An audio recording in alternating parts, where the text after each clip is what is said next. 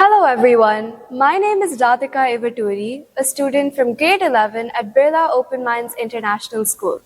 I have a strong passion for music, especially when it unites and brings people from different backgrounds together. And I'm Shrayans Ayer, a grade 12 student from Birla Open Minds International School.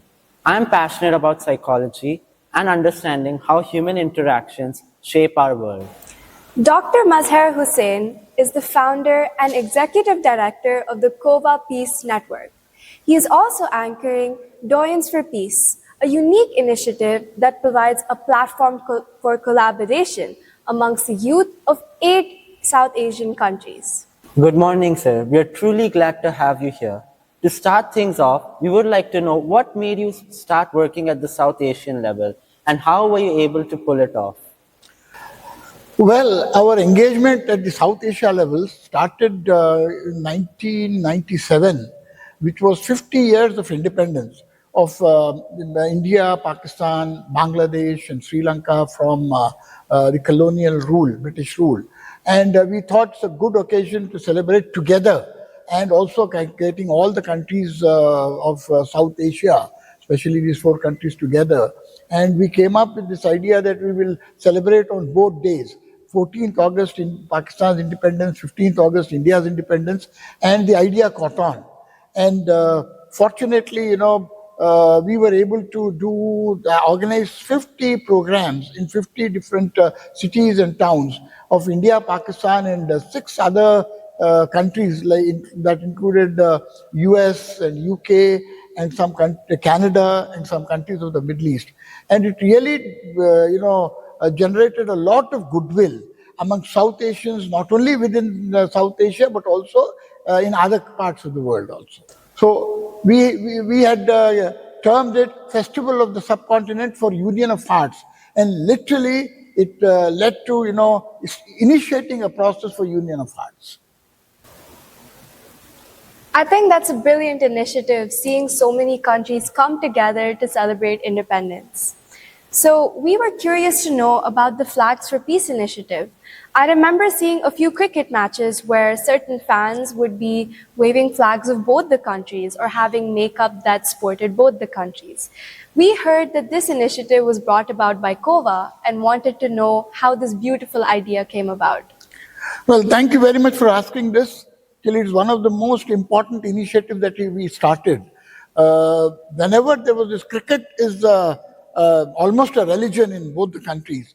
And whenever there was a cricket match between India and Pakistan especially, unfortunately, the people, audience in the stadium would wave flags, but flags for aggression, asserting their own country, asserting their own this thing. And the stadium and the match was converted into a war zone. We thought every time there is a cricket match, the relations between the 2 countries are going down, going back. So we felt that we need to do something about it and came up with a very simple idea. The idea was, why can't people wave flags of both the countries together instead of waving only their flags? And that idea caught on. First match, which we remember, which was in Karachi in 2004, that was the first match. When we first tried to give some flags to people, some of them took it, some of them were very reluctant because, Indians were reluctant to take Pakistani flag, Pakistanis were reluctant to take Indian flag, but people went into the stadium, started waving flags of both the countries, some of them, and TV cameras started focusing. And during that time, 2004, there were no mobiles. When they went back home, a lot of their relatives started calling them and telling them that we saw you on television, and everybody wanted 10 seconds of fame. And believe me, next match, there were people who were standing in queue to take the flags. Earlier, it was difficult for us to give flags. So it became a trend. And after that, COVA and our partners in Pakistan and other places, we have never distributed flags after that to anybody. But any India-Pakistan match, perhaps you will see, anywhere in the world, there will be some people waving flags of both the countries, some people having, the flags on the cheeks, one Indian, one Pakistani, dresses, half Indian, half Pakistani. So it really became a trend.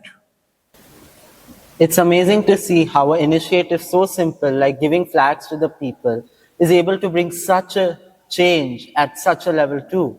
Uh, this shows us that when people are given the right means and right tools, they're able to bring change. What do you think was the impact of Flags for Peace? See, you're very right. You see, unfortunately, for anything and everything, common people don't have platforms. So for this also, when people from both the countries are waving flags of both the countries, actually what they are doing is making a foreign policy statement. Generally, common people don't get opportunity to make foreign policy statements. It is only the ministers and big shots and others who can do it. But here, it's transformed the whole thing. And when common people got an opportunity, they started asserting that don't want violence, we want peace, we want friendship. That is what the Flag for Peace campaign did. And it also showed one very important thing, that in any society, there'll be this values, negative values or positive values which will be prevailing. So if you want any particular value to prevail in society, negative or positive, you have to make it a trend. And I think with Flags of Peace, we were able to get the negativity out and make positive value as the trend. And this is a big learning for us also. So, this is a beautiful initiative. I truly believe that peace should be promoted over aggression. Speaking of the youth, we heard about your initiative, Doyens of Peace, where you're providing a platform for the youth to come express their vision and their thoughts on various current world issues and problems. And we wanted to know more about it. You have read a little bit about Doyens of Peace? Yes. You have seen the website also? Yes. What do you think about it? You tell me. My opinion of Doyens of Peace is that it's a beautiful initiative, and the various things that you've done to accomplish your goal, from the various events like the one you told us about to the activities, it's great that you're uniting all the youths together. Sir, I think that it's a brilliant program. Yeah. Anything else about the vision? Have you read about the vision? Yes, sir. I think I perfectly agree with the vision that was there last year, especially this one line that said, there are no poor people, no poor countries, only untapped potential. And I believe that to tap into this potential, we need to use platforms like Doyens for Peace to collaborate so that the leaders of tomorrow, they see each other as partners, not as enemies. Brilliant. And now we are planning another third round, which is on 12th of August. And that is to connect youth, provide them digital platforms to express themselves through culture and tech. What do you think about it?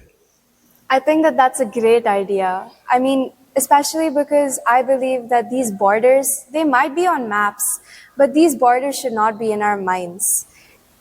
And I believe that youth using these platforms should be able to talk to each other instead of talking at each other.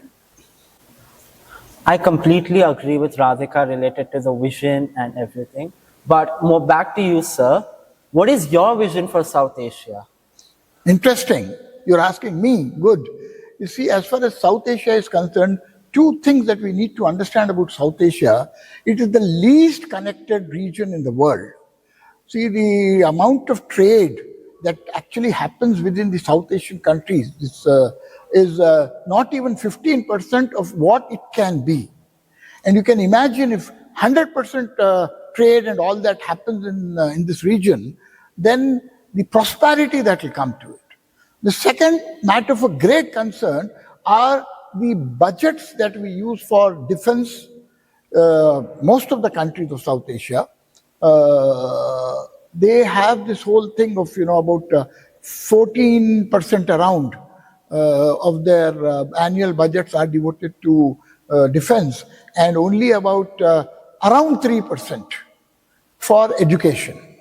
If you can only reverse this, then I know there are studies and I am confident that if you can reverse this budgetary allocations, then our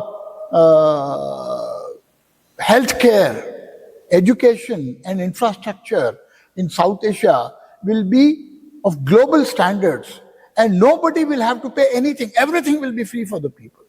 So this is what is possible, and this is what can and should be our vision. And this is my vision, to bring together different countries in harmony and peace so that we all can transform this region into heaven, which is a possibility. Now, what about you?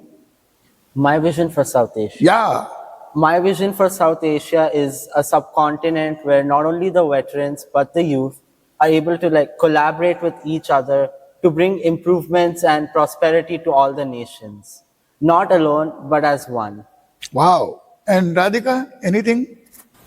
Sir, I could sum up my vision in one sentence, which I think is a saying we've all heard: unity in diversity. Because I believe that our diversity is what makes us powerful. So together, all of the nations working in harmony would be the best thing for this subcontinent. Bravo. I am so very happy and impressed. These visions are really very inspiring. But who's going to actualize and realize this vision? Who's going to work for getting this, transforming this vision into reality? Who? It has to be us. It has to be the youth. It has to be us, like Radhika said. If not the next generation, then who will take the steps to bring change for the better future? Thank you very much. This is all so very inspiring, and I think I can sleep well tonight, knowing that our youth are very promising and they have also promised. You have promised, isn't it? Yes. Thank you very much.